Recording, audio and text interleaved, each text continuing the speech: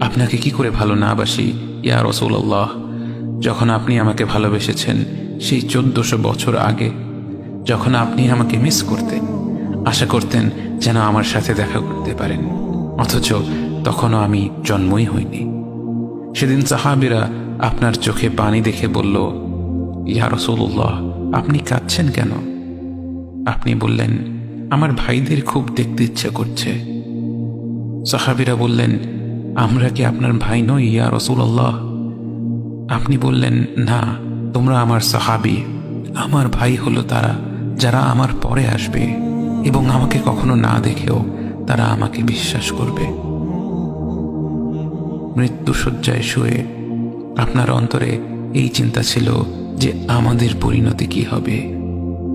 উম্মতি উম্মতি বলতে বলতে আপনি আপনার রবের নিকট ফিরে গিয়েছেন। আজ আমরা আপনার উম্মতের অংশ।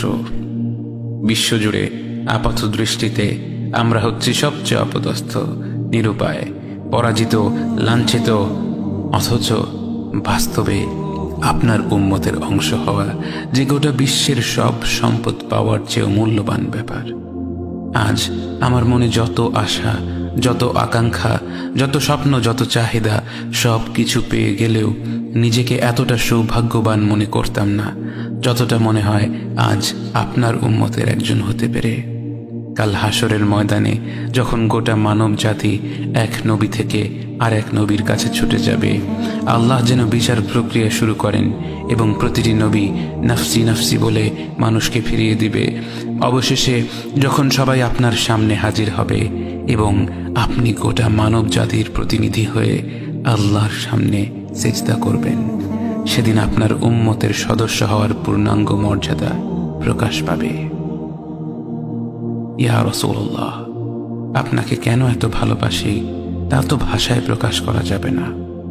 তবে যতটুকু ভালোবাসা আপনার প্রাপ্য ততটুকু তো আপনাকে ভালোবাসতে পারি না।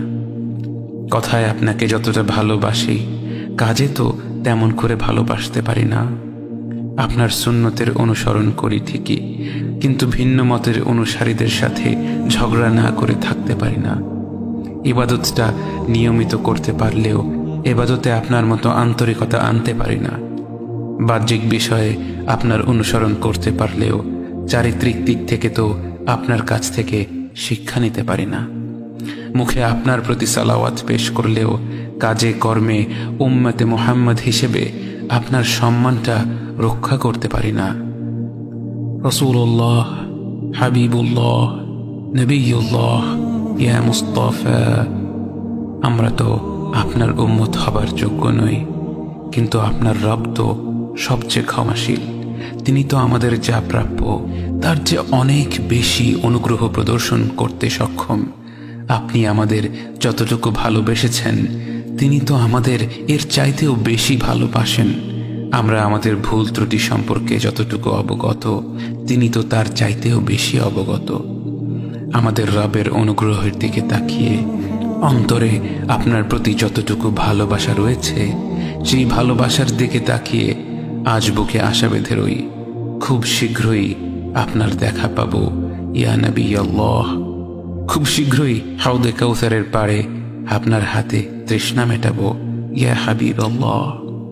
জান্নাতের নির্মল বাগানে অনন্তকালের যাত্রায় আপনার সঙ্গী হয়ে ঘুরে বেড়াবো ইয়া রাসূলুল্লাহ সাল্লাল্লাহু আলাইহি ওয়াসাল্লাম।